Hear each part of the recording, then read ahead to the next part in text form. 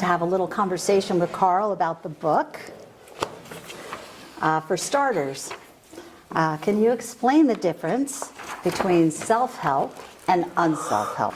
I thought I would begin by reading the definition of the word as written in the book.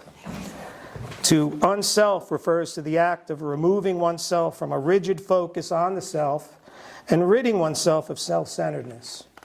In essence, unselfing promotes a deflation of the ego so as to deepen one's connection with others and the world. Now, to explain a little bit further, in their desire to inspire, the enthusiastic self-help guru assures us, you are not broken. You don't need to be fixed. You were born a sensitive person. If you feel alone and afraid, it's because you haven't found your tribe yet. If you're easily hurt, it's your place in life. You're an empath.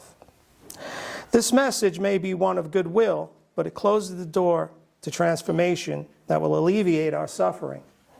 In effect, it's saying, you're already perfect. The problem is everyone else and the world around you. On the other hand, the spiritual work, or what we can call the unself work, encourages us to acknowledge and accept our current condition, but it does not suggest we settle for it and justify it. On the contrary, the spiritual work asks us to objectively and honestly look at ourselves. It asks us to get humble. It requires us to admit that we are broken and flawed. And although it teaches us that it's okay to be broken because it is human, it guides us and empowers us to rewrite our story. When we begin to embrace rather than deny our imperfections, we open up to grace and all possibilities. At the same time, we can't do it alone. We need help. And here lies the difference between self-help and spiritual work. Self-help is asking the self to help the self, while the spiritual work draws from a power greater than ourselves. The spiritual work asks us, the self, to surrender to something bigger than the self. Fundamentally, it asks us to unself. Self-help methods never really helped me. The adages, the mantras,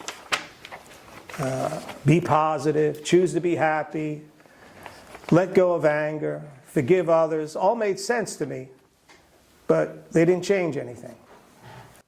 I was depressed and out of sorts.